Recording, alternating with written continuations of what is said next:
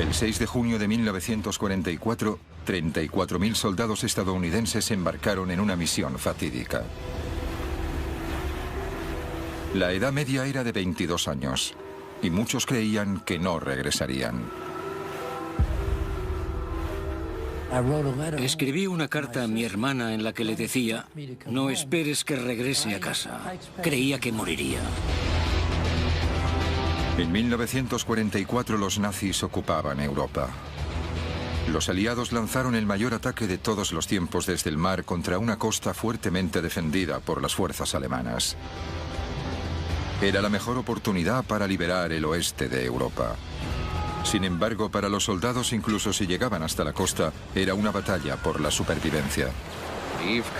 Habías hecho todo el camino hasta la playa de Omaha, pero cuando salías de la embarcación no llegabas tan lejos como hasta aquí. Estabas luchando por tu vida entre las olas. Esta es la épica historia de la batalla de 12 horas por la playa de Omaha.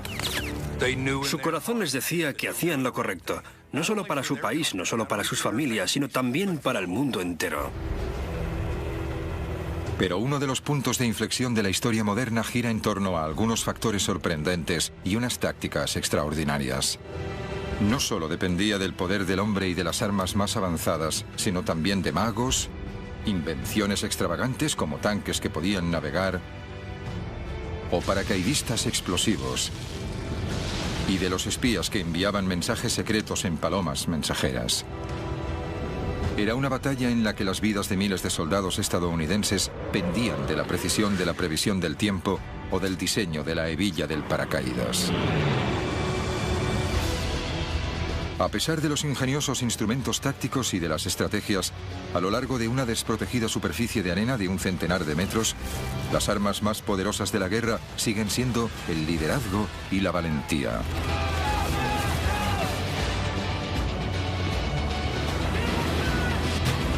El día de ¿quién sobrevivió y por qué?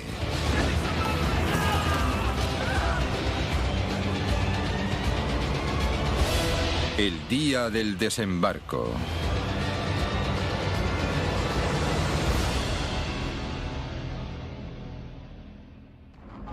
Cinco años después de que estallara la Segunda Guerra Mundial, el futuro de Europa pendía de un hilo.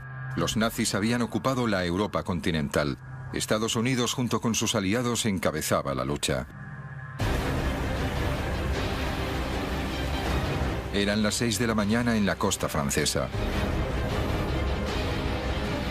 8 compañías de soldados estadounidenses, la primera oleada, esperaban para entrar en combate. Mientras se acercaban a la playa del desembarco con el nombre en clave Omaha, centenares de hombres rezaban sabiendo que lo que les esperaba era un muro de armas, una zona de exterminio y posiblemente la muerte. Entre ellos estaba Hal Baumgarten, un joven de 19 años. El barco estaba muy tranquilo. Sabían a lo que se iban a enfrentar. Como casi todo el mundo en la embarcación, el día D sería la primera vez que Hal entre en combate. Aunque ahora no tenía ni idea, en las próximas 12 horas, la vida de Hal dependería de lo que había comido en el desayuno. La física del agua. Y un fragmento de madera de 5 centímetros.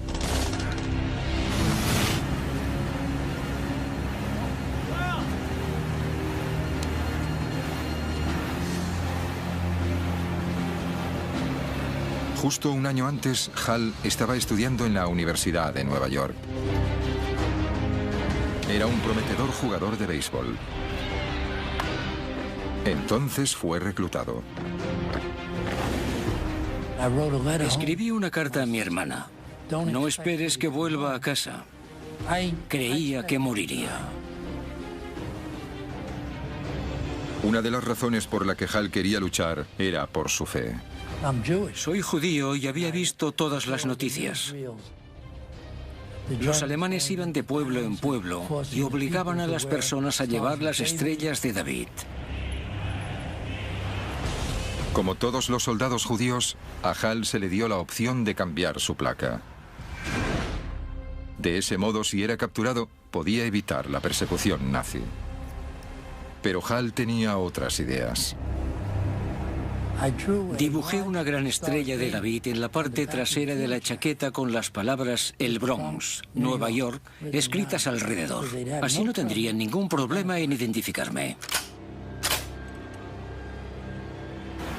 Hal y sus compañeros se dirigían a la playa de Omaha.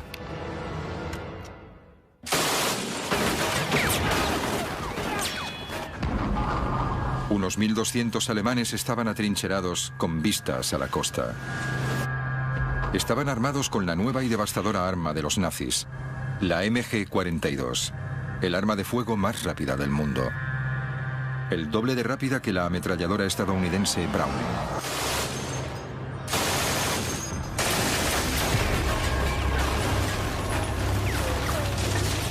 La MG-42 era tan rápida que no se podían escuchar los disparos por separado. Se la conocía como la cremallera de Hitler porque producía un ruido parecido a desgarrar ropa. La cadencia proviene de su diseño revolucionario. En cualquier arma, las balas están colocadas en un cerrojo. Pero los alemanes descubrieron que si el cerrojo se encuentra en pequeños rodillos, se incrementa la velocidad de recarga de las balas. Esto significa que puede disparar hasta 1.500 balas por minuto.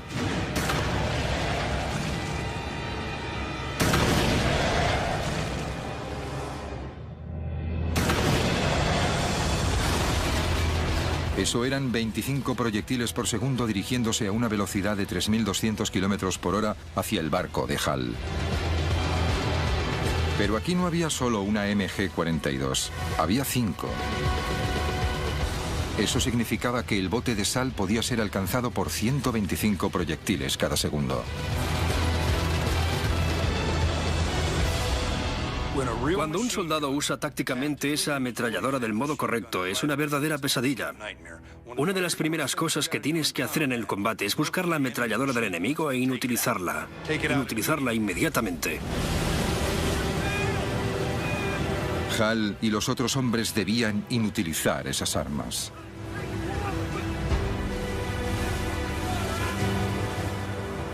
Esta es la playa que los aliados llamaban con el nombre en clave Omaha. 8 kilómetros de largo. Y al amanecer del 6 de junio de 1944, la embarcación se estaba acercando. Era la punta del iceberg de la mayor operación anfibia jamás organizada. Se acercaron a la playa bajo un fuego intenso. Entraba tanta agua en el bote que empezaban a hundirse.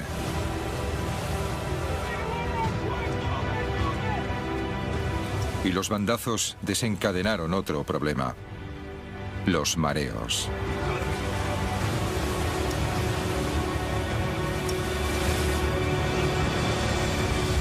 Cuando achicábamos agua y vómito.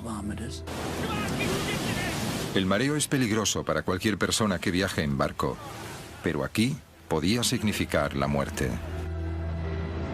Y todo porque la Marina quería dar a las tropas que se dirigían hacia Omaha un tratamiento especial. 5 horas antes.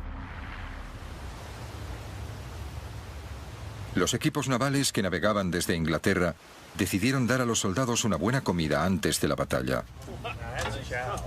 Un buffet de bistec, cerdo, pollo, salchichas, alubias, bacon, huevos, helado, dulces y donuts. Todo digerido con café. La Marina creía que un estómago lleno ayudaría a la moral de los soldados.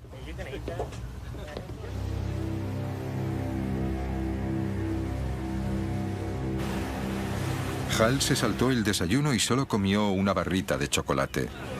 Para los demás, el festín había sido la última comida de los condenados a muerte. Diría que el mareo afectó al 60% de sus capacidades de lucha. Al llegar a la playa de Omaha, muchos estaban debilitados. Y ocurría en el peor momento.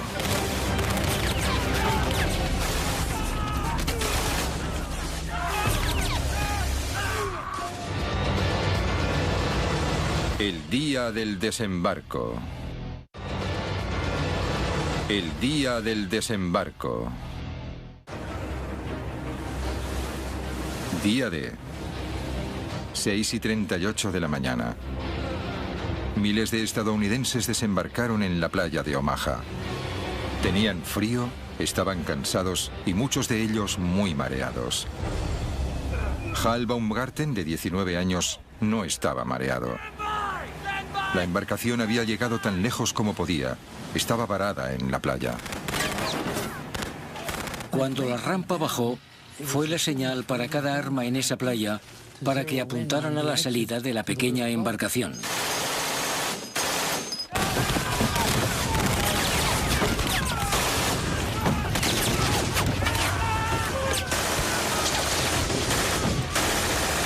El fuego de las ametralladoras alemanas alcanzaba las rampas de salida de las embarcaciones, reduciendo sin piedad el número de hombres.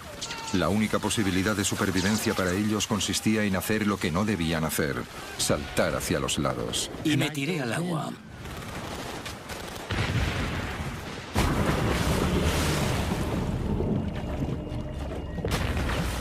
Mareados y con un equipamiento que pesaba 45 kilos, los hombres desesperadamente saltaron al agua que alcanzaba los 3 metros de profundidad. Bob Sales quería ser soldado desde pequeño. Pero antes siquiera de haber disparado un solo tiro, Bob se estaba ahogando por el peso de la chaqueta de asalto, la munición y la radio. Cuando entré en el agua, me hundí hasta el fondo. Sentí que me estaba ahogando. Y entonces fue cuando me entró el pánico, porque el agua era profunda. Cuando toqué el fondo, me deshice de la radio. Y aún tenía la chaqueta de asalto, que tenía que quitarme si quería llegar a contarlo. Cansado, mareado y bajo el agua, Bob se quitó la chaqueta justo a tiempo. Me di un gran impulso. En solo unos pocos segundos estaba de nuevo en la superficie. Esos soldados que escaparon de la muerte en el agua aprendieron una lección. Cuanto más mareado estés, menos ágil serás y tendrás más posibilidades de ahogarte. Se hundieron hasta el fondo. Vi cómo se ahogaban.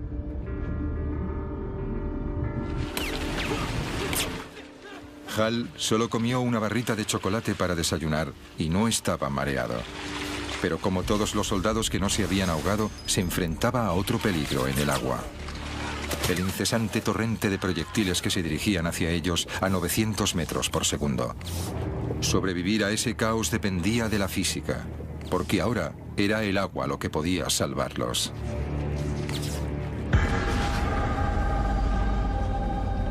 Este lado de aquí. Bien, manos a la obra. Charlie Adcock es un experto en balística que está llevando a cabo un experimento para descubrir qué pasa cuando los proyectiles de una MG-42 golpean el agua, y usa tecnología del siglo XXI para hacerlo.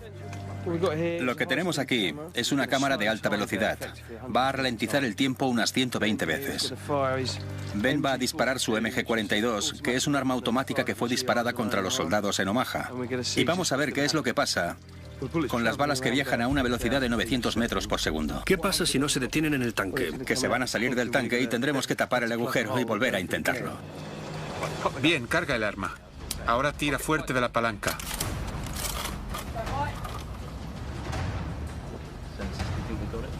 Tres, dos, uno.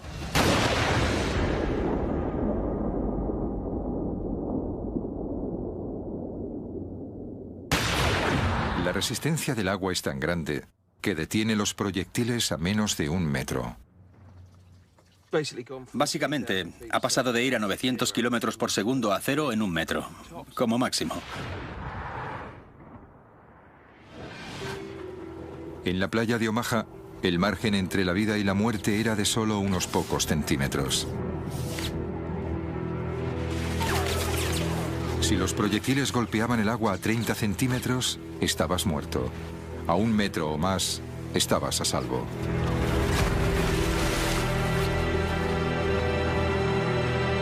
La misión solo hacía 2 minutos que había comenzado.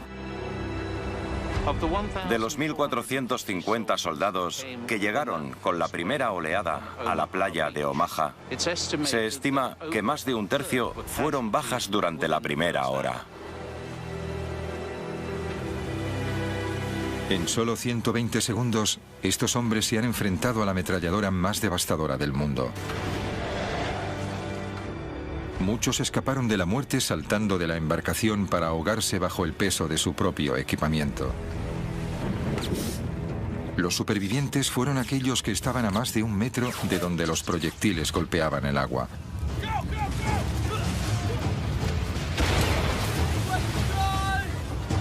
Hal Baumgarten estaba entre los afortunados. Seguía vivo 2 minutos después de haber desembarcado en la playa de Omaha. Era un panorama horrible. Era surrealista porque el agua estallaba a mi alrededor. Los proyectiles iban cayendo. Las minas se detonaban. Había gente que salía despedida por el aire. Pero no había llegado mi hora. Los primeros 2 minutos de Hal en la playa de Omaha fueron duros. Ahora tenía que adentrarme en la playa y hacer mi trabajo.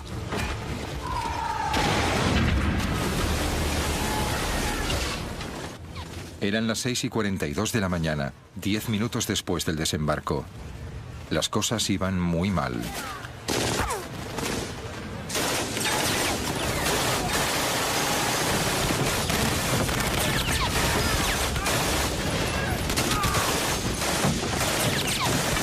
Centenares de hombres fueron abatidos o heridos en la primera oleada de la invasión. Muchos otros chapoteaban en el agua y aún no habían alcanzado la zona más difícil, la playa.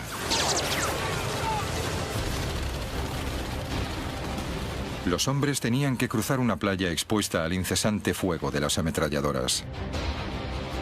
Era una zona mortal de unos 300 metros, la longitud de 3 campos de fútbol. En cada sitio se enfrentaron a peligros diferentes. Durante los primeros 182 metros tenían que pasar por diferentes obstáculos. A partir de los 240 metros había un dique e hileras de alambradas. Y luego estaban los campos de minas con unas 17.000 minas. Finalmente, después de 300 metros, alcanzaban las dunas de la parte trasera de la playa. Solo entonces podían empezar a atacar a los alemanes. Era muy surrealista. Estabas cruzando la playa, lo habías visto en películas, pero nunca te había ocurrido. Esto era lo que me estaba sucediendo. La infantería estaba sola y desprotegida en la playa, pero había un plan para ayudarles, con tanques.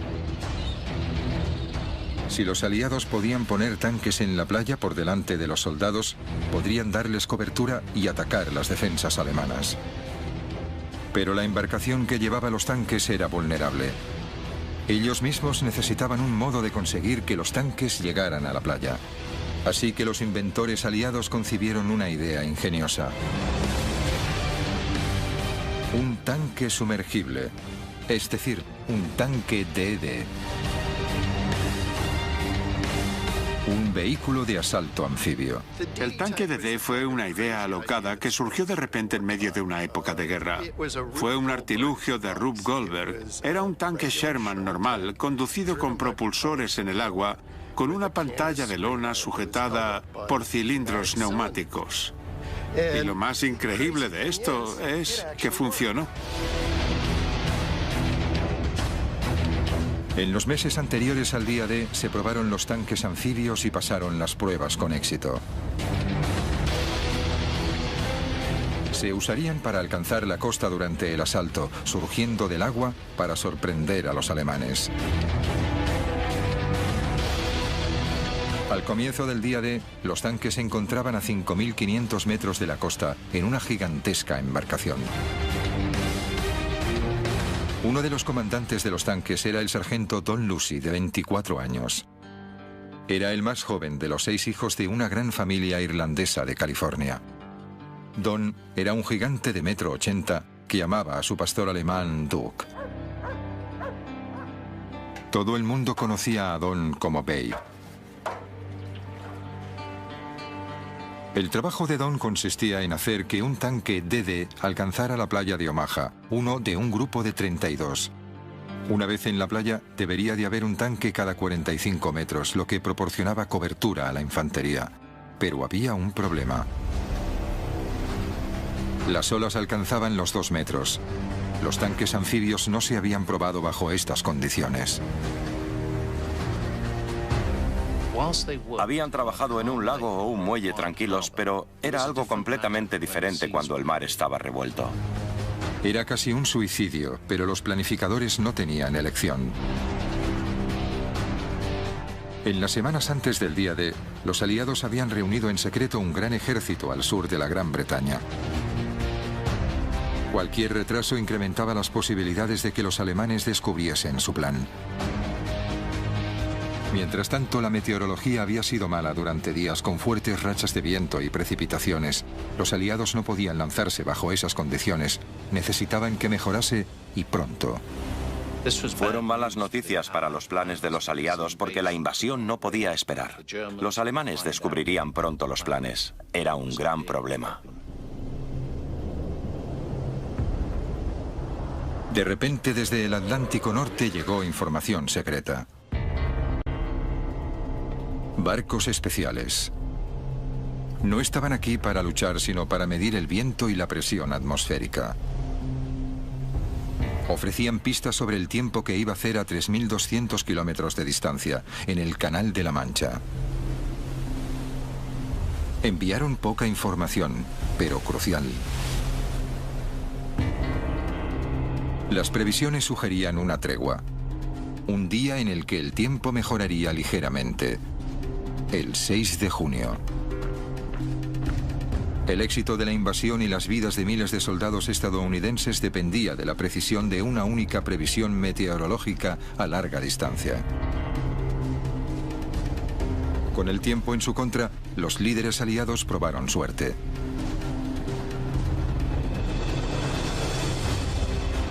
El 6 de junio el tiempo mejoró, pero los mares aún estaban revueltos.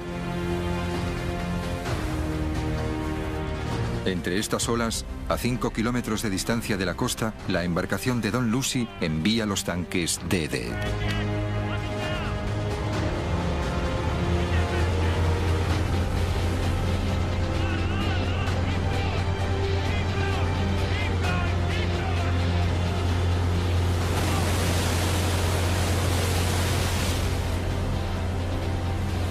El tanque de Don flotaba y navegaba por ahora. Pero la lona no estaba diseñada para resistir olas de 2 metros. Casi de manera inmediata, el agua empezó a entrar a través de la lona. Y la tripulación empezó a achicar agua no solo para salvar el tanque, sino también para salvar sus propias vidas. Una vez se abría una brecha en la lona, era imposible mantenerse en el agua. Y el tanque comenzó a hundirse. El piloto que tenía que sacar el tanque DD tenía que salir de un agujero como este. No era fácil. El equipo de hombres estaba fuera. Tenía la oportunidad de salir, no el conductor. De 29 tanques DD que zarparon hacia la playa de Omaha, 27 se hundieron.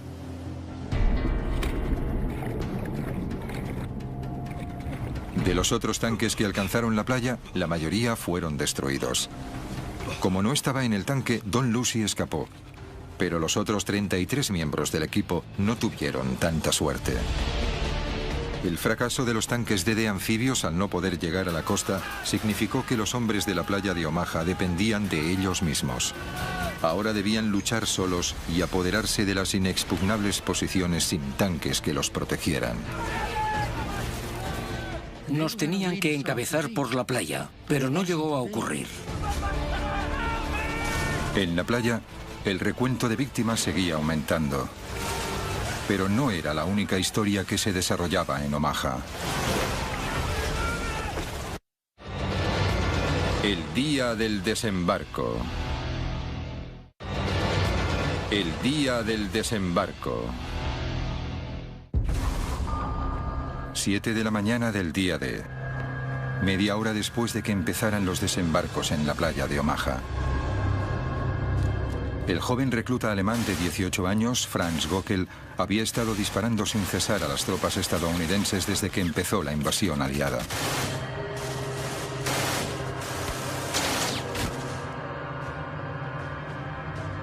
Göckel disparaba desde un búnker con vistas a la playa. Era parte de una red de 14 posiciones fortificadas construidas en lo alto de las dunas. Un producto de las previsiones militares alemanas. Pero cómo Göckel y los búnkeres llegaron hasta aquí se debe a una batalla de la inteligencia en el que estaban involucrados un mago británico poco conocido y uno de los mayores tácticos militares del mundo. Göckel fue uno de los 20.000 soldados que tenían que defender Normandía. Justo un año antes estaba trabajando para la empresa de su padre cerca del Valle del Ruhr, arreglando tejados dañados por las bombas aliadas. Pero como otros alemanes, fue llamado a filas en la máquina de guerra de Hitler, 6 meses antes.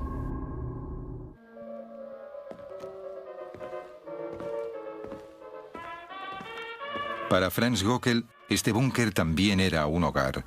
Dentro de este puesto de guardia de cemento, sus camaradas y él dormían, comían, escuchaban música y se relajaban. Cuando llegó el día D, hacía meses que estaban allí. El hecho es que los soldados que fueron enviados a Normandía para vigilar las defensas atlánticas consideraban que era un trabajo fácil. Tenías buena comida, unos aposentos cómodos y un entorno agradable. No estabas luchando muy duro en la guerra. De hecho, ninguno de ellos pensó que serían llamados para defender esta costa de una invasión.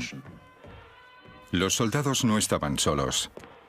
Muy pocos altos cargos alemanes creyeron que los aliados atacarían la costa de Normandía. Pero de hecho, fueron víctimas de uno de los mayores engaños de la historia militar. El famoso ilusionista Jasper Maskelyne. Soy suficientemente mayor para mostraros... Y este es el hombre que sirvió de inspiración. Si me disculpáis, tengo que tomarme la medicación. Jasper Maskelyne era un conspirador e ilusionista profesional. Jasper Maskelyne venía de una familia de magos, de una larga línea, de una dinastía, si lo preferís, que fue muy famosa en la época victoriana. Cuando estalló la guerra, Maskelyne quería usar sus habilidades mágicas para ayudar en la lucha contra los nazis. Y aquí está. Se le cita diciendo que si se puede engañar a la gente en el teatro mientras centraba toda la atención bajo los focos a poca distancia del público, creyó estar seguro de poder engañar a los observadores alemanes a varios kilómetros de distancia. En 1941, durante la campaña aliada en el norte de África, Maskelyne tuvo la oportunidad de ayudar en la guerra por primera vez. Se unió a un grupo secreto llamado A-Force para desarrollar tácticas militares de cobertura. Su nombre en clave era el Grupo Mágico. No podía haber una mezcla más rara de personas. Había de todo, desde restauradores de arte hasta pintores y utileros. Todo lo que esperarías. Pero también había químicos, ingenieros eléctricos y todo tipo de profesiones. Y todos sus talentos venían de diferentes cosas. En el norte de África, los aliados necesitaban toda la ayuda posible. Estaban perdiendo en la campaña. Antes de la crucial batalla de El Alamein, usaron el engaño para despistar a los alemanes, cortesía del Grupo Mágico. El Grupo Mágico usó camuflaje e ilusiones, que hizo que los todoterreno pareciesen tanques y los tanques pareciesen camiones. Crearon un ejército falso y engañaron a los alemanes para que creyeran que los aliados atacarían por el sur en lugar de por el norte. Y el truco funcionó. Los aliados ganaron en el Alamein y consiguieron que la campaña del norte de África fuese a su favor. En Egipto, la ciudad de Alejandría estaba siendo fuertemente bombardeada en ataques nocturnos. El Grupo Mágico diseñó un plan para dejar a oscuras toda la ciudad. Entonces construyeron una maqueta de Alejandría con luces falsas a 4 kilómetros de la costa y engañaron a los bombarderos, que atacaron una bahía vacía. El engaño siempre se ha usado en la guerra desde tiempos inmemoriales. Desde la primera pelea en la que alguien propina un puñetazo falso, eso es engañar. Pero lo que Maskelyne y su grupo hicieron fue, por así decirlo, usar la tecnología de la época para empezar. En ese sentido era un hombre de su época, pero también proporcionó un aire teatral. En 1943 los planificadores aliados se dieron cuenta de que a las ideas de Maskelyne se les podía dar un uso más estratégico. Esconderían el verdadero lugar de desembarco de la invasión de Europa creando uno falso.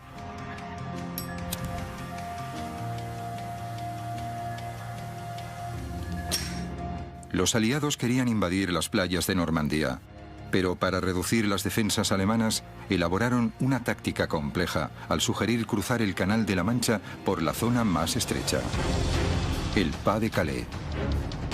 Usaron las tácticas de Maskelyne para juntar un ejército falso al sureste de Inglaterra, enfrente de Calais. Crearon edificios falsos y embarcaciones falsas. Incluso tenían tanques inflables. Hicieron que el general Patton realizara varias visitas con la esperanza que el espionaje alemán se diera cuenta, o que con todo el equipo falso, un avión de reconocimiento lo viera y se convenciera de que había una construcción en ese lugar, cuando de hecho nunca existió.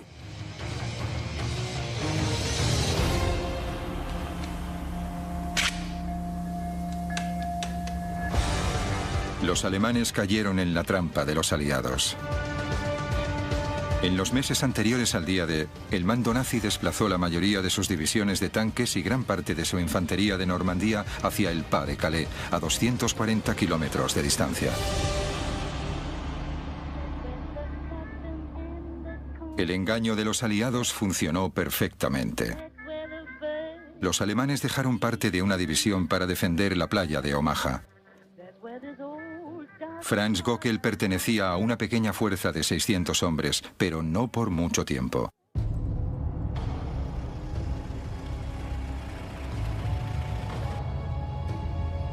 Entró en escena Erwin Rommel, comandante de todas las defensas alemanas a lo largo de la costa norte de Francia.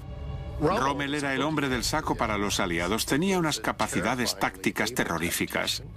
Tenía la capacidad de entrar en la mente de sus oponentes. En algunos aspectos era como el mismísimo diablo.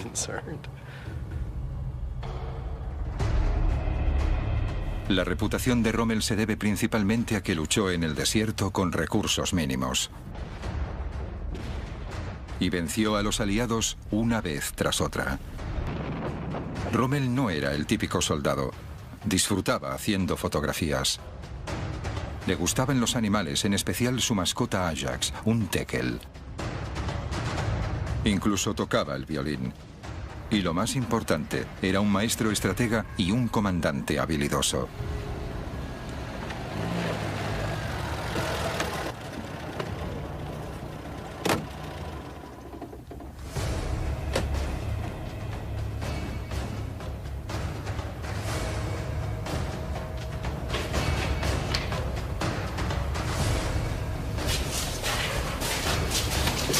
Rommel era conocido por ser muy autoritario con sus tropas y sacar lo mejor de ellos.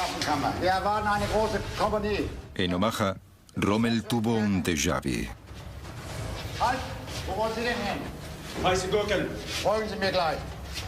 Rommel llegó a Omaha y tuvo algún tipo de revelación.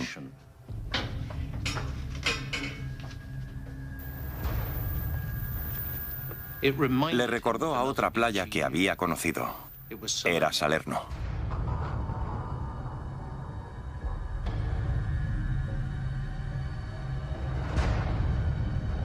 Salerno era la playa en la que los aliados invadieron con éxito Italia en 1943. Miles de tropas desembarcaron allí en un asalto anfibio que aplastó a los alemanes. Como la playa de Salerno, la de Omaha tenía la misma forma y también poca pendiente. Ambas características eran ideales para una embarcación que se acercara a la playa desde el Canal de la Mancha. Rommel pensó que estas eran el mismo tipo de características que los aliados escogerían a la hora de invadir Francia. Basándose en eso, Rommel decidió reforzar la playa.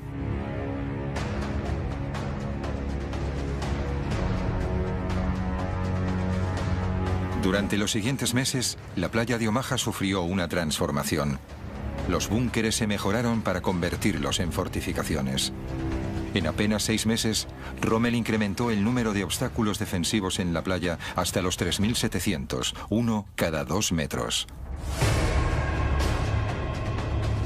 Y luego envió más tropas a Omaha, muchos veteranos de guerra, doblando el número de defensores hasta los 1.200.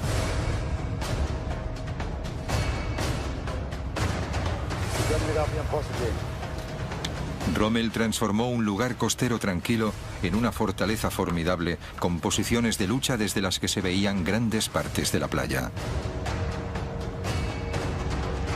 El día D.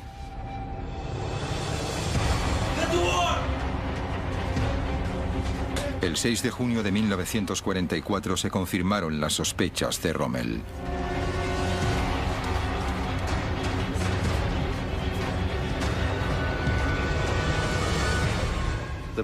Los hombres que miraban desde el fortín debieron de sentir una mezcla de miedo y emoción.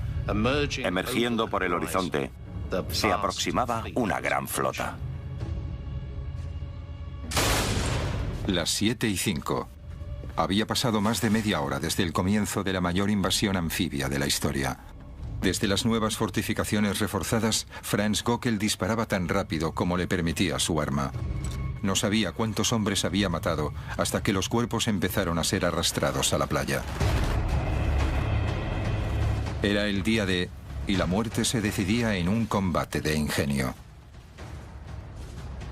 Inicialmente, los aliados consiguieron ocultar el lugar del desembarco a los alemanes. Pero las tácticas de Rommel eliminaron cualquier ventaja que hubieran ganado gracias a este engaño, con consecuencias devastadoras. Ahora, Hal Baumgarten estaba al comienzo de la zona mortal de la playa de Omaha. En medio del caos, Hal vio a Robert Garvett, su mejor amigo en el ejército.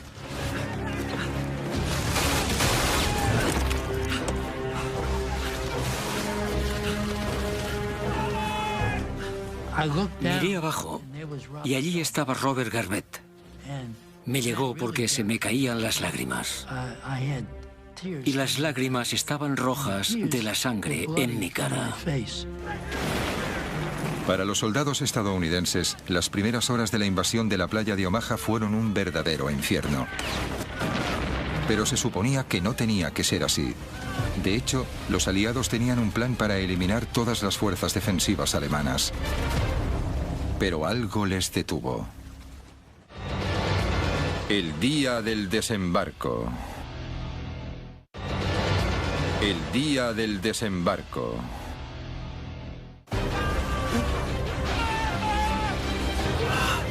Hal Baumgarten era un soldado de 19 años del Bronx. Inició el día D pensando que moriría. Ahora, 30 minutos después de que empezara la invasión, está completamente convencido de que lo hará. Eran las 7:10. Hal estaba al principio de una gran zona mortal de 300 metros en la playa de Omaha. Entre él y su objetivo, las dunas de la playa, había 37.000 obstáculos defensivos, alambradas y 17.000 minas terrestres. Para sobrevivir, tenía que evitarlos bajo el fuego incesante de las ametralladoras de los acantilados. Lo que era interesante de la playa de Omaha es que no había ninguna cobertura. Se podían usar algunos obstáculos o los cuerpos de tus compañeros muertos. Pero, mientras tanto, los alemanes seguían disparándote desde los acantilados. Debió de ser horrible. Hal debía correr sin ninguna cobertura para el fuego. A su alrededor no solo había violencia y muerte, sino también locura. Vio a un soldado que conocía. No llevaba casco. Tenía un agujero en la parte izquierda de su frente. Su pelo estaba manchado de sangre. Se arrodilló y empezó a rezar con su rosario. Y una ametralladora lo partió por la mitad.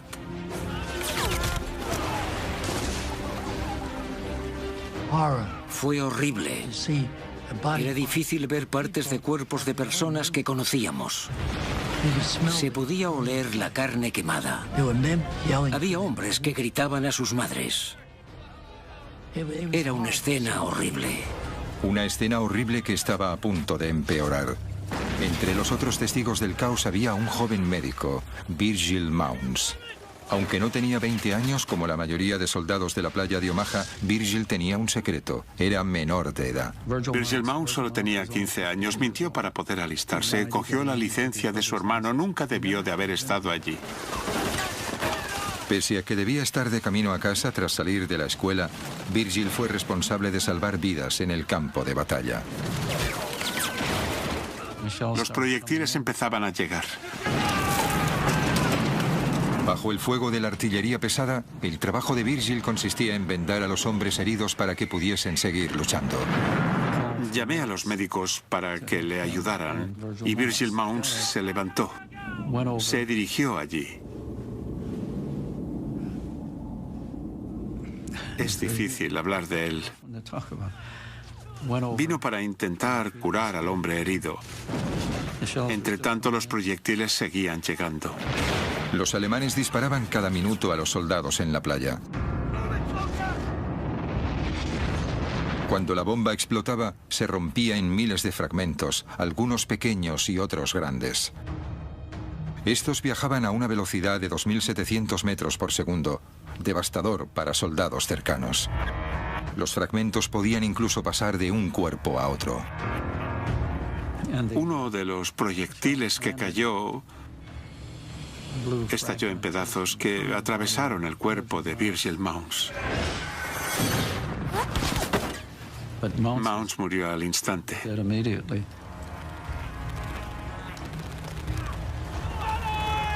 Eso es algo que no puedo olvidar. Y es tan vivido como una fotografía, porque nunca se pueden olvidar este tipo de cosas.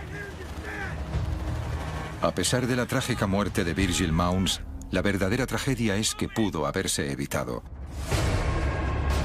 Esto se debía a que los aliados sabían el tipo de artillería pesada que tenían los alemanes para defender la playa de Omaha y planearon neutralizarlas esa misma mañana. En las colinas, los alemanes juntaron un amplio arsenal de armas. Había 30 armas antitanques, 17 morteros pesados y más de 20 armas de campo. Estos eran el tipo de fortificaciones que los alemanes usaron para almacenar sus armas.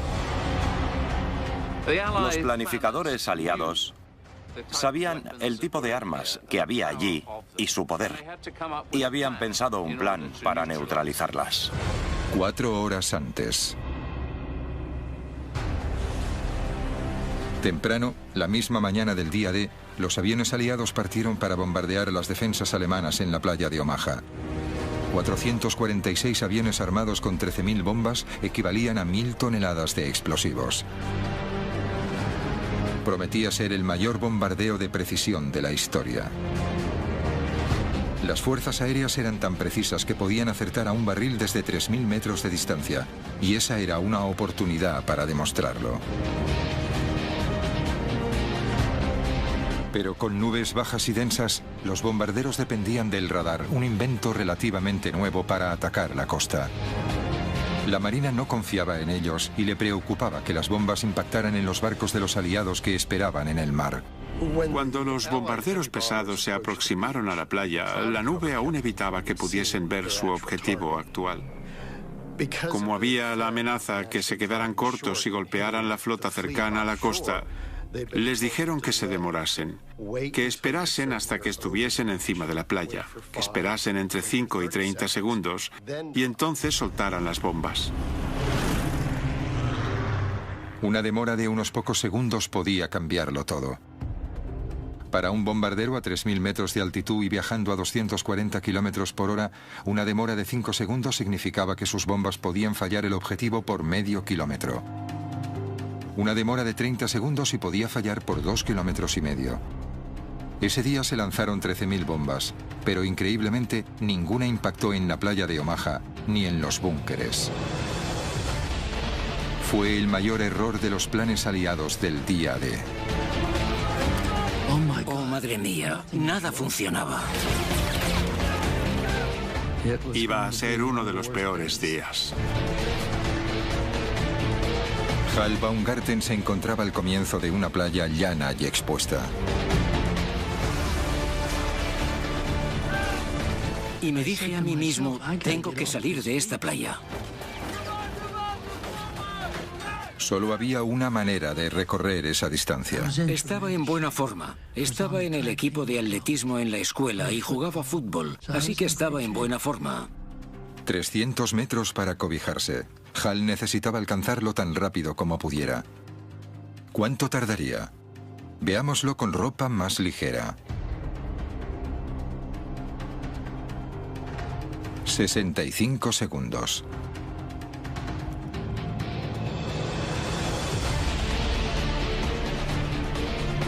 Pero los soldados de Omaha llevaban 45 kilos de equipamiento, cargaban con el rifle y la munición y estaban empapados.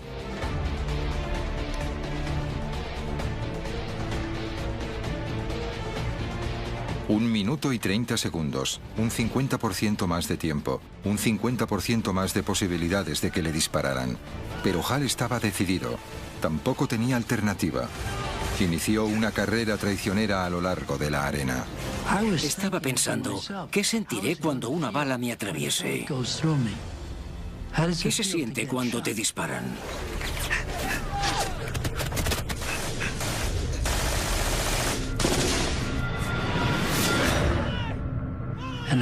Y escuché un ruido sordo a mi derecha. Así que me tiré en la arena detrás del erizo. Esperaba que fuese mi brazo o mi pierna, no mi cuerpo. Giré mi rifle. Había un agujero en la recámara y había 7 balas en ella. Así que las balas me salvaron la vida.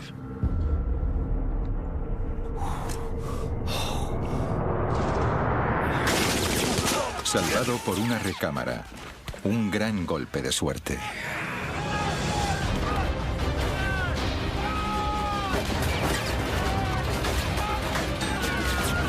Una hora después de desembarcar como parte de la invasión anfibia más grande de la historia, los soldados estadounidenses se encontraron a las puertas de la muerte en una playa de Omaha llena de cadáveres ensangrentados. Los alemanes demostraron ser un enemigo más duro de lo que esperaban. A lo largo de la costa había cierta cantidad de nidos de ametralladoras escondidos en el terreno rocoso, entre los cuales había 5 ametralladoras alemanas de 155 milímetros que podían eliminar cualquier cosa en un radio de 24 kilómetros. Podían arrasar Omaha y la cercana playa de Utah, así como abatir las embarcaciones de los aliados que llegaban para ayudar en la invasión. Esas armas podían eliminar los transportes a medida que se acercaban a la costa. Cada transporte llevaba miles de soldados, y dentro de ese radio de 24 kilómetros eran vulnerables. Las ametralladoras debían destruirse, pero se encontraban en lo alto de unos acantilados de 45 metros. El trabajo de eliminar las armas requería un tipo especial de hombres. Hombres entrenados para misiones suicidas de alto riesgo. Sabíamos que iba a ser peligroso. Creíamos que seríamos capaces de hacer el trabajo. Esto era parte del entrenamiento del comando. Podías hacer todo lo que te habían dicho. George Kessner era un joven teniente de los Rangers de élite del ejército. Antes de la guerra, George había dejado el instituto y trabajaba en una heladería. Cuando esta estalló, se alistó en el ejército y su vida cambió. Demostró ser un candidato excepcional para oficial y fue aceptado en los Rangers para las operaciones especiales. Durante los 6 meses de entrenamiento, George ocultó un secreto a sus compañeros por miedo a que le costase su ingreso en la unidad de élite. Pero ahora, momentos antes de desembarcar en la playa de Omaha, descubrió que no era el único. Ver al enemigo y dispararle se volvió mucho más importante cuando ellos te estaban disparando a ti. Los Rangers debían escalar unos acantilados de 45 metros bajo un fuego incesante. Dada la dificultad, sabían que muy pocos volverían de la misión. Cualquier asalto a un acantilado es un reto si es que no es de por sí uno de los objetivos más difíciles que conquistar. Tenías que escalar hasta lo alto de un acantilado de 45 metros mientras te disparaban. Y cuando llegabas arriba, tenías que llegar hasta las mismas armas. Diría que en una escala de complejidad del 1 al 10, donde 10 era la más alta, eso tenía un 10. Para ayudar a los hombres en esta misión, los Rangers tenían un equipamiento especial. Mientras entrenaban en Inglaterra, construyeron arpeos que se dispararían con morteros. Durante meses, practicaron disparando estos hacia acantilados y luego escalaron las cuerdas. Pero durante las prácticas no fueron el blanco de ametralladoras y francotiradores que les disparaban constantemente. El primer trabajo de los Rangers sería cruzar la playa hacia los acantilados. La ametralladora a nuestra izquierda, en lo alto del acantilado, abrió fuego sobre nosotros mientras salíamos de la embarcación.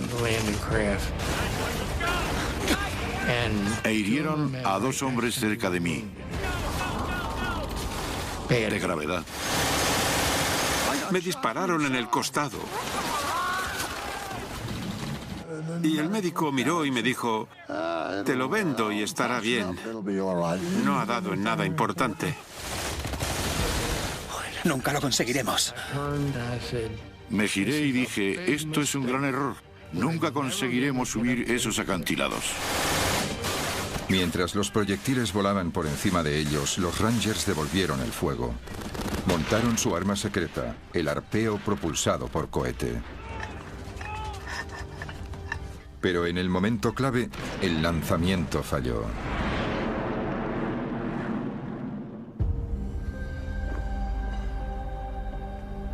Esto es un experimento para explicar lo que ocurrió, en el que se usa una réplica exacta del mortero. Lo que vamos a hacer es que vamos a insertar el arpeo en el mortero. Y vamos a lanzarlo a lo alto de este acantilado, que es muy parecido al acantilado de Pondwalk, y veremos qué pasa. 3, 2, 1.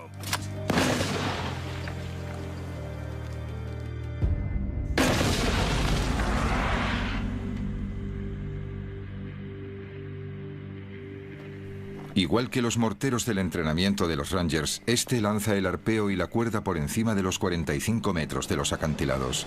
Pero en el día D, en Pondwalk, había una diferencia crucial. Esa mañana, los Rangers esperaron 3 horas en la embarcación antes de ir a la costa. Durante ese tiempo, las cuerdas se empaparon de agua del mar. Lo que haremos es mojar esta cuerda con agua para reproducir las condiciones que se dieron ese día.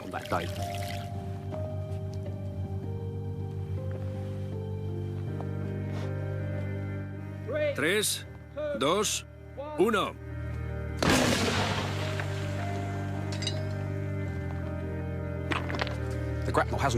El arpeo no ha ido muy lejos. Es obvio que el hecho de que la cuerda esté mojada ha reducido la velocidad del arpeo en el aire. Solo unos pocos centenares de centilitros de agua han sido suficientes para evitar que el arpeo alcanzara la cima. En Pondwalk fue la diferencia entre el éxito y el fracaso. Creo que eso es lo que ocurrió ese día. Este fue uno de los problemas que tuvieron. De las 60 cuerdas que tenían los Rangers, solo 19 estaban lo suficientemente secas como para alcanzar la parte superior de los acantilados. Kersner fue uno de los que subió las cuerdas inmediatamente. Solo me puse... Aunque la cuerda estuviese mojada, no me preocupaba. Posiblemente estuve subiendo unos 15 o 20 segundos.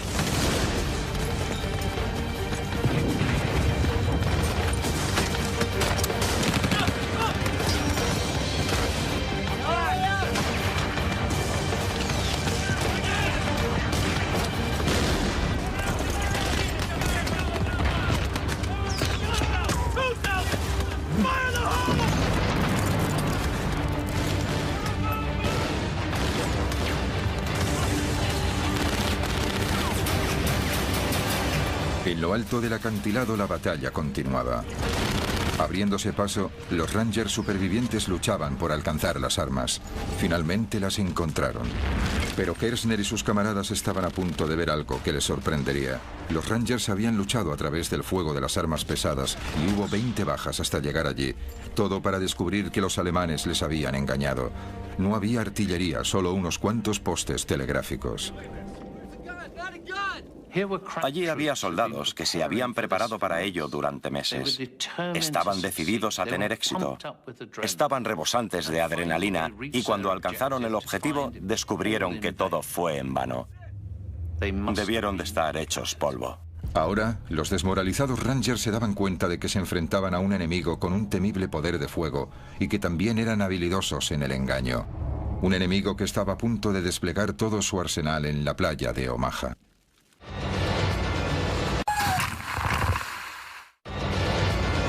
El día del desembarco.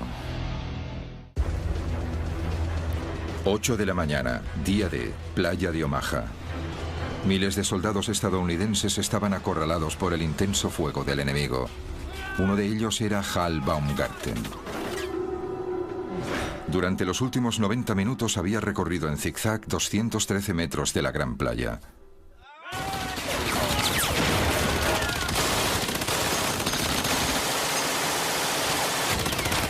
Durante ese tiempo, había visto a hombres ser abatidos por las ametralladoras. Casi se ahoga y escapó de la muerte por pocos centímetros. Ahora llegaba el bombardeo de la artillería. Era aterrador.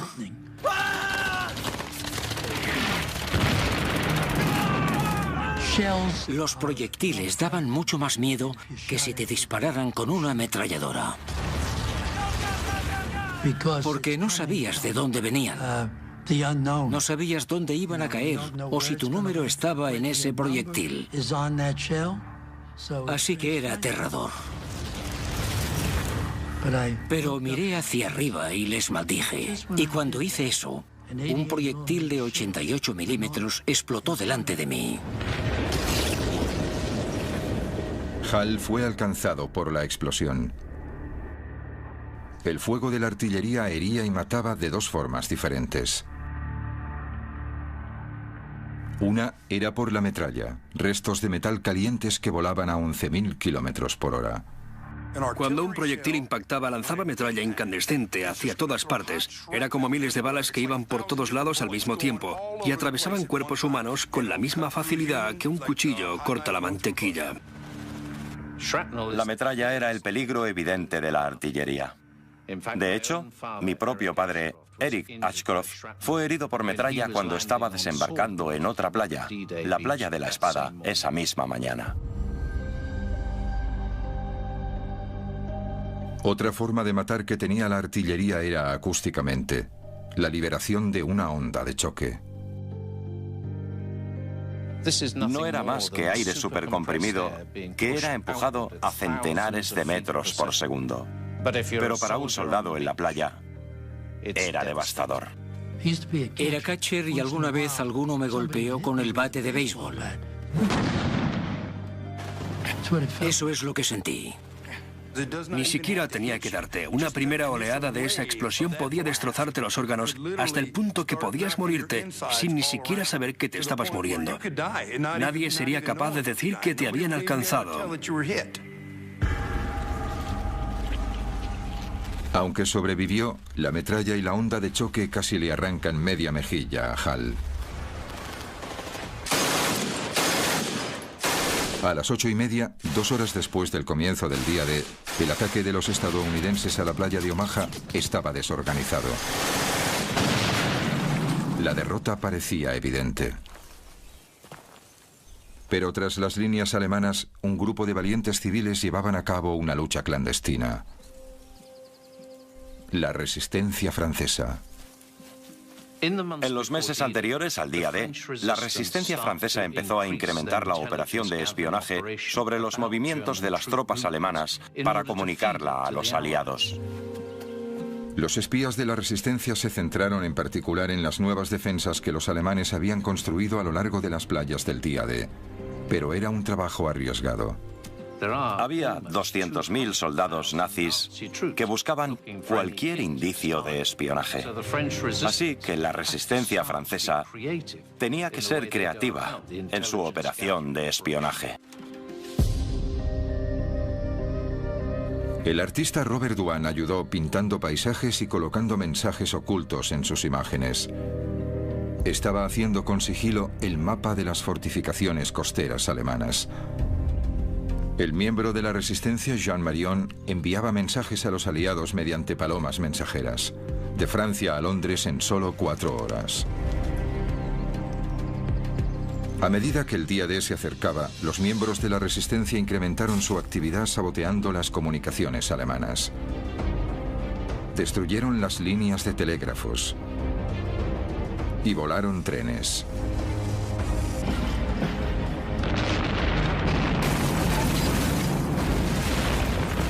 Pero a medida que la resistencia se hacía notar, los alemanes estaban cada vez más alerta. En las semanas antes del día D, los alemanes contraatacaron para vengarse.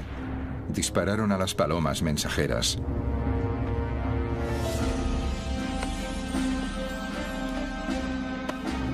Luego capturaron a miembros de la resistencia y a ellos también les dispararon. En ese momento, la resistencia ya había causado mucho daño. En la playa, sin comunicaciones, los alemanes tenían dificultades para pedir refuerzos. Solo las fuerzas aliadas pudieron abrirse paso en Omaha.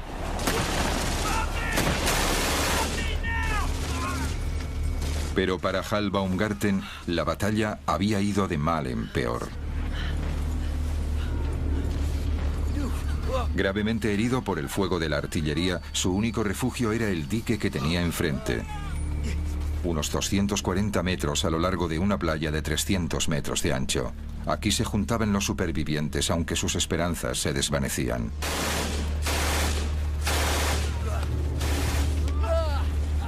Éramos un equipo orgulloso. Estábamos bien entrenados. Estábamos bien disciplinados. Creíamos que nadie podría derrotarnos. Apilados allí había chicos muertos. Evidentemente había sangre y partes de cuerpos por todas partes. Era horrible.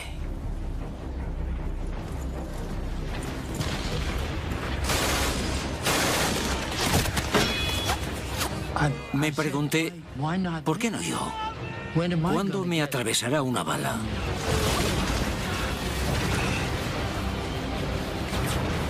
Las 9:30, playa de Omaha. Habían pasado 3 horas desde el inicio de la invasión del día D. El asalto estadounidense se estaba desintegrando bajo la lluvia alemana de balas y bombas. Entre los que luchaban por sobrevivir estaba el sargento de 19 años, Bob Slaughter. Era un estudiante y no había acabado el instituto. Supongo que decidimos que queríamos tener una aventura. Y puedo decirte que tuvimos más de lo que habíamos planeado. Bob y sus compañeros estaban arrinconados en el dique y reinaba la confusión. Perdimos a nuestros oficiales, perdimos a nuestros compañeros. No teníamos ningún líder. Éramos solo un puñado de chicos como yo que hacíamos lo mejor que podíamos. Los hombres estaban asediados desde 2 flancos. Por delante, el incesante fuego de los alemanes. Por detrás, las olas que se acercaban rápidamente. A las 9:30, el mar cubría la mayor parte de la playa, lo que dejó a miles de hombres desesperados apiñados en un trozo estrecho de tierra de apenas 9 metros de ancho. Asediados por el fuego, los hombres eran blancos fáciles para los artilleros alemanes. Pero hubo ayuda de otros soldados aliados tierra adentro. 8 horas antes.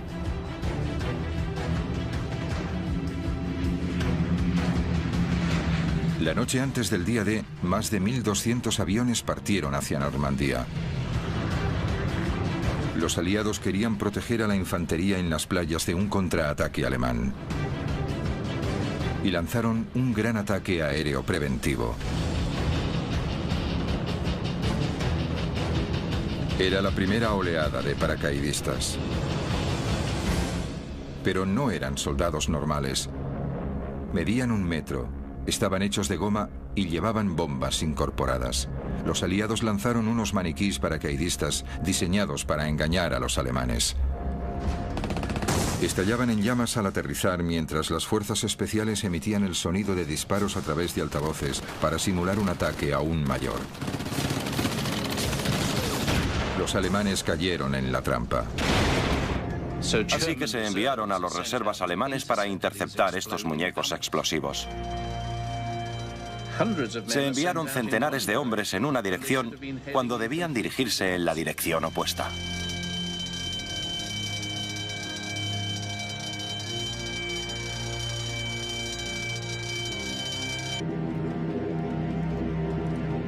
Ahora era el turno de los 13.000 verdaderos paracaidistas. Esta era la 101ª División Aerotransportada. Pat Macri era un paracaidista de 20 años. En el momento en que regresara a Inglaterra, 1 de cada 5 de sus compañeros habría muerto o le habrían herido. El avión de Pat se acercaba a la zona de salto.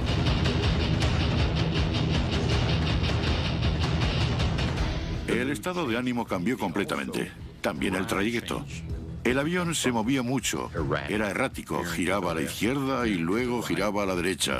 Y luego la munición trazadora y el fuego antiaéreo.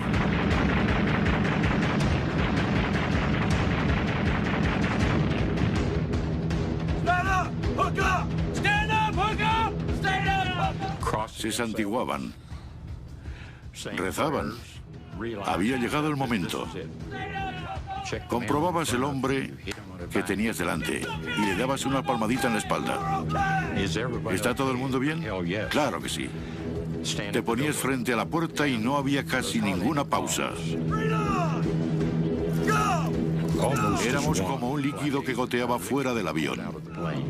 De repente se activó el sistema de apertura automático del paracaídas. Se desplegaba y se producía un tremendo tirón. Entonces tuve una sensación de paz y tranquilidad.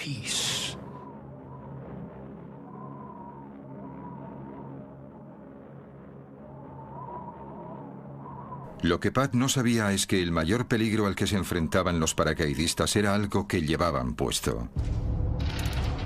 Y un plan elaborado por el comandante alemán Erwin Rommel. Para ponérselo más difícil a la división aerotransportada de una fuerza invasora, Rommel ordenó a los alemanes que inundaran centenares de kilómetros cuadrados de campo, haciendo que 2 de los grandes ríos de Normandía se salieran de su cauce.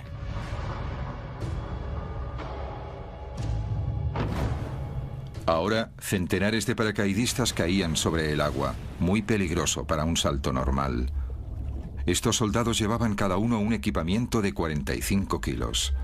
La supervivencia dependía de si podían escapar de su arnés. En el día D, los paracaidistas aliados aterrizaron en ambos lados de la cabeza de la playa. Los estadounidenses en un lado y los británicos en el otro. El equipamiento estadounidense tenía 3 hebillas y una correa. El británico, un único mecanismo de apertura rápido que les permitía salir de su arnés.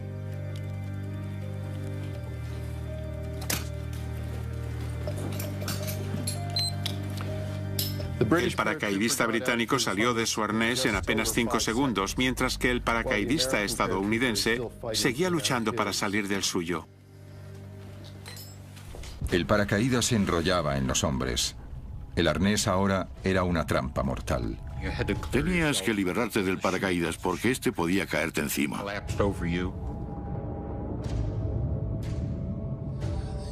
Si no hacías nada en pocos segundos, sería el fin de tu vida. No había ningún sistema rápido. Tenías que alcanzar el fondo y liberar una pierna y luego la otra. Era un peligro tremendo. De los 13.000 paracaidistas que saltaron, muchos centenares se ahogaron. Perdimos muchos soldados, buenas personas. Para muchos soldados el diseño de su hebilla era la diferencia entre la vida y la muerte.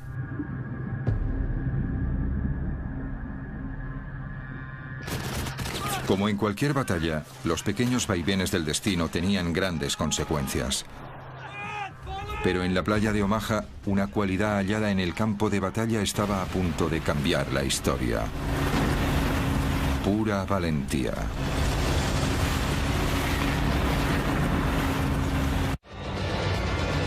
El día del desembarco. El día del desembarco.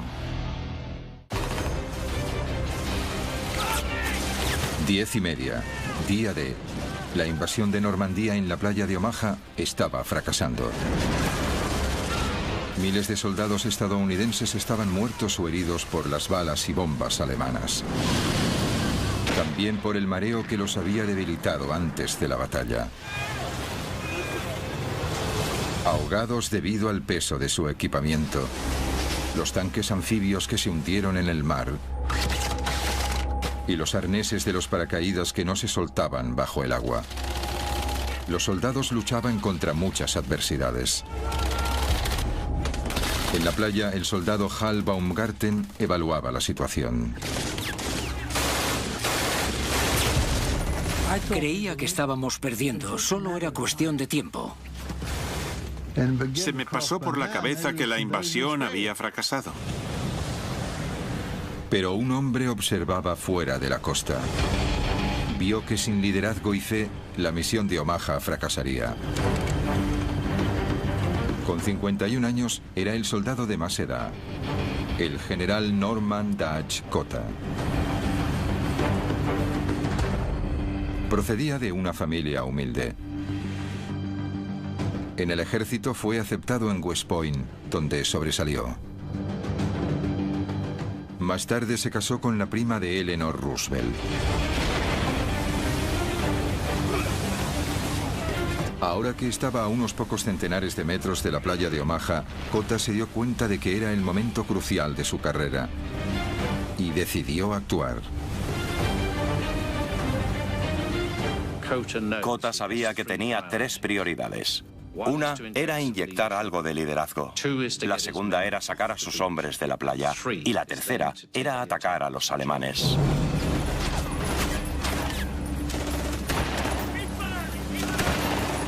Una vez en tierra, Cota tomó el control. De repente algunos de mis hombres dijeron: capitán, mira ese hombre de allí. Y miré la playa y a unos 90 o 140 metros había un hombre con un cigarro que estaba gritando a la gente de la playa. Era difícil de creer que hubiese alguien corriendo por la playa, porque seguían disparando. Incluso desde esa distancia parecía algo más voluminoso que la mayoría de nosotros. Y nos preguntamos, ¿quién será? El hombre no temía nada.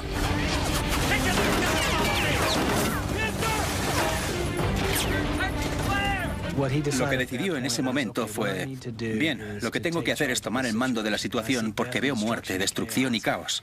Y tengo que hacerme cargo porque nadie lo hace.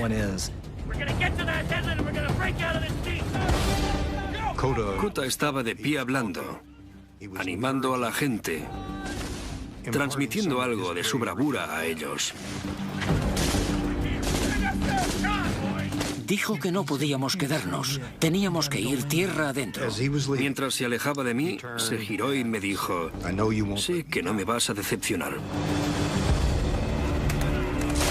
Pero el liderazgo también requería estrategia. Justo detrás del dique había 2 líneas de alambres de espino. Cota necesitaba que sus hombres los atravesasen y se dirigiesen al terreno que había detrás antes de poder atacar a los alemanes y los lugares en que estaban apostadas las armas. Atravesar la primera línea de alambradas era relativamente fácil. La dificultad estaba en cortar la segunda línea, 9 metros más arriba en la colina. Pero Cota tenía una respuesta.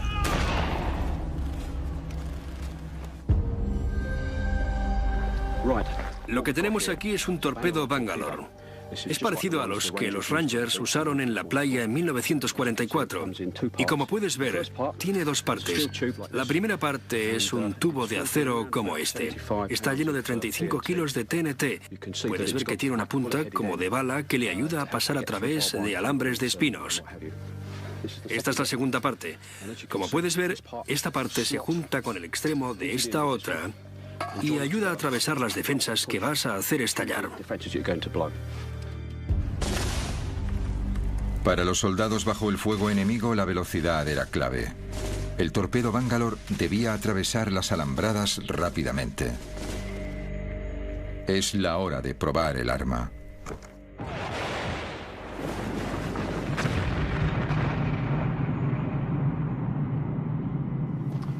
El torpedo Bangalore ha hecho pedazos un canal justo donde pasaba el alambre de espinos. De hecho, ha hecho estallar ambos lados del alambre de espino del canal. Se pueden oler los explosivos, puedes ver la decoloración y que lo ha cortado, ya no está.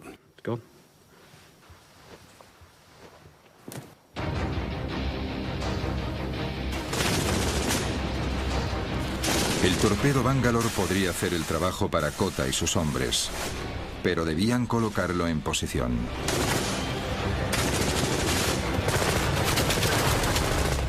Y los primeros hombres en intentarlo fueron abatidos.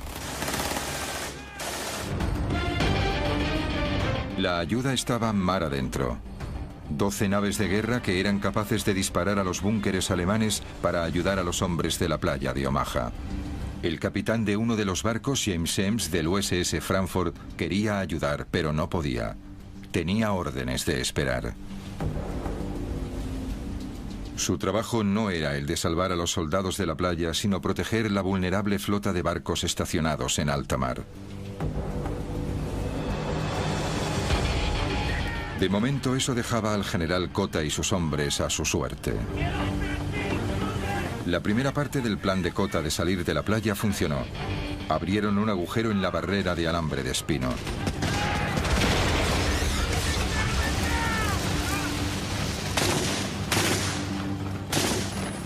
Pero esperándoles en lo alto de la colina había una ametralladora MG-42 que disparaba 25 balas por segundo.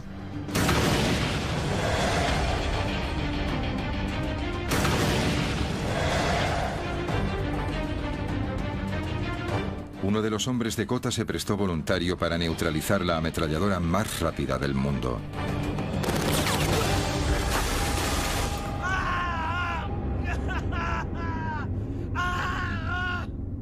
Imagina que eres Kota. Por segunda vez te encuentras en un momento crítico. Un hombre ha recibido un disparo y grita agónicamente. Tus otros soldados te observan y dudan. ¿Qué harías?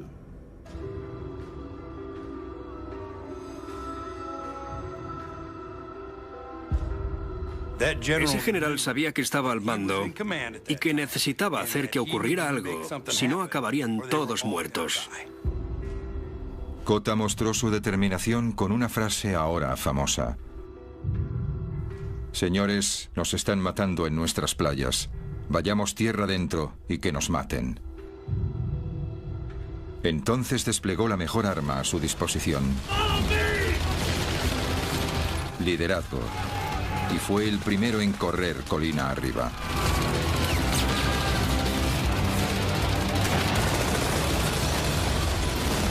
La decisión de un comandante conllevó una acción que inspiró a sus hombres. Demostró ser un punto de inflexión en la batalla por la playa de Omaha.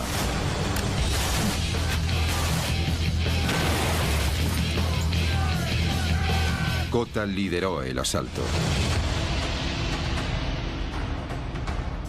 Mientras tanto, a 16 kilómetros de la costa, se estaba tomando otra decisión importante. En los barcos de la flota del día D, algunos oficiales intentaban seguir la batalla. Como muestran estas imágenes de la playa, había centenares de hombres muertos o heridos en la arena o en el agua. Los oficiales estaban a punto de rendirse. A media mañana, estaban pensando si desplazar otros soldados que habían dejado en otra playa.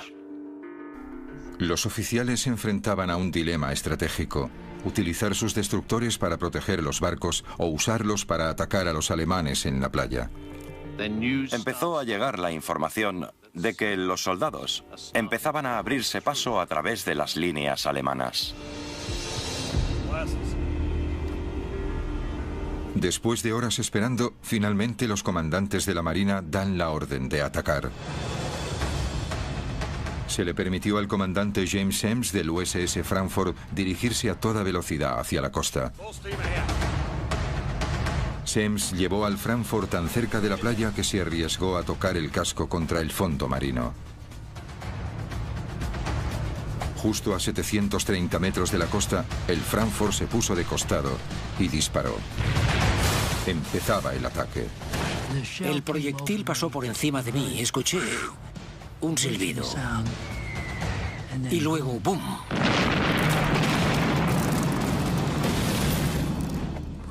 Podías escuchar el destructor. Bum, bum, bum, bum, bum, bum, bum. Lo que querías hacer era darle la mano al capitán de ese barco. Para los hombres fue un momento de alivio. Otros 11 barcos de guerra se unieron al ataque. Después de horas enfrentándose a una derrota inminente, la batalla de la playa de Omaha finalmente se ha decantado a favor de los estadounidenses. Día del desembarco. Día D, playa de Omaha. Un momento y un lugar en que la más mínima decisión podía marcar la diferencia entre la vida y la muerte. En las embarcaciones en alta mar, ¿ingieres un desayuno completo o no? Si lo haces, puede significar que te marees. Y que te ahogues antes incluso de que llegues a la playa. Había una terrible ironía. Habías hecho todo el camino hasta Omaha para luchar por tu país. Pero cuando salías de la embarcación, no llegabas tan lejos. Tenías que luchar por tu vida en el agua. Una vez en el agua, la diferencia entre un proyectil que te mataba y uno que fallaba era de unos centímetros. Lo que parecía extraordinario era que si una bala golpeaba el agua a un palmo de distancia de ti, estabas muerto. Pero si golpeaba el agua a 1 metro de ti, estabas a salvo. Pero el día D estuvo a punto de no suceder. Durante días, unas tormentas violentas hicieron que el mar estuviese demasiado revuelto para un desembarco anfibio. Los meteorólogos estaban desesperados buscando una tregua. Entonces llegó información secreta desde el Atlántico. Las lecturas sugerían que podía haber un pequeño intervalo, un único día, en que el tiempo mejoraría ligeramente. Así que las vidas de miles de soldados estadounidenses dependían de un simple informe meteorológico. Y entonces estaba la playa. Solo 300 metros de ancho. Suficientemente cortos como para cruzar en apenas 1 minuto si no fuese por esto, la MG-42. Su cadencia de disparo provenía de una pequeña pero revolucionaria innovación. En cualquier arma de fuego, las balas están encerradas en un cerrojo. Pero los alemanes descubrieron que si el cerrojo se encontraba en unos pequeños rodillos, se incrementaba mucho la velocidad a la que se recargaban las balas. Significó que el arma podía disparar 1500 balas por minuto. La MG-42 convirtió la playa de Omaha en 300 metros de carnicería. Algunos nunca llegaron a cruzarla. Otros tardaron horas. La diferencia entre la vida y la muerte podía ser tan delgada como la culata del arma. Giré mi rifle. Había un agujero en la parte de la recámara. Y allí había 6 balas. Es decir, que las balas me salvaron la vida. Tierra adentro, una vez más, las cosas pequeñas a menudo tenían el mayor de los impactos. Un arnés de paracaídas mal diseñado provocó que los paracaidistas se ahogaran en los campos inundados. Imagina cómo fue. Llevabas un arnés que incluso en tierra seca tendrías dificultades para quitártelo. Era terrorífico. Pero en la batalla, la valentía podía superar los golpes del destino. El general Cote y sus hombres se habían abierto paso. Ese hombre no temía nada. Con el respaldo del fuego naval, abrieron una ruta por el interior. Un ejército de hombres podía por fin entrar en Francia. Y empezó la liberación del oeste de Europa. Lo que fue más sorprendente es que en los días posteriores al día D, otros 200.000 hombres aterrizaron trayendo con ellos 3 millones de toneladas de suministros. Un ejercicio logístico de lo que nunca antes se había visto y que no se ha visto desde entonces. Esta es una fotografía aérea de la playa de Omaha tomada al mediodía del día D. Había marea alta.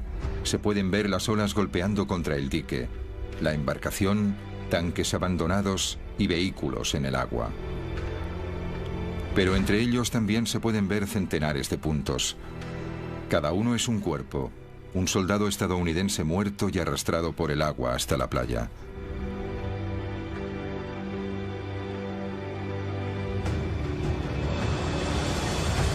Durante las siguientes 24 horas, el soldado Hal Baumgarten resulta herido en otras 4 ocasiones, 5 veces contándolas todas. Se recuperaría de las heridas, pero otra seguiría persistiendo. Me sentía culpable por sobrevivir porque me iba diciendo, ¿por qué yo? Mucha gente cuando reza a Dios dice, ¿por qué yo? ¿Por qué tengo esta enfermedad? ¿Por qué no me ayuda Dios? Pero en mi caso era todo lo contrario. Decía, ¿por qué yo? ¿Por qué ellos murieron y yo sobreviví? Nadie sabe con exactitud cuántos soldados estadounidenses murieron en la playa de Omaha. Los historiadores estiman más de 2.000 y al menos otros tantos heridos. Y Omaha fue solo una de las 5 playas en las que los aliados desembarcaron ese día. En total hubo unas 10.000 bajas entre los soldados aliados. También murieron 4.000 alemanes, así como 3.000 civiles franceses. El día D fue una gran causa, quizá la más grande, pero para los países involucrados tuvo un precio muy alto, con vidas que fueron muy cortas y futuros que acabaron demasiado pronto. Esos hombres siempre serán jóvenes para mí. ¿Ves? No son tan mayores como yo. Seguirán siendo jóvenes. Serán tan solo unos chicos yendo detrás de las chicas, bebiendo cerveza y pasándolo bien.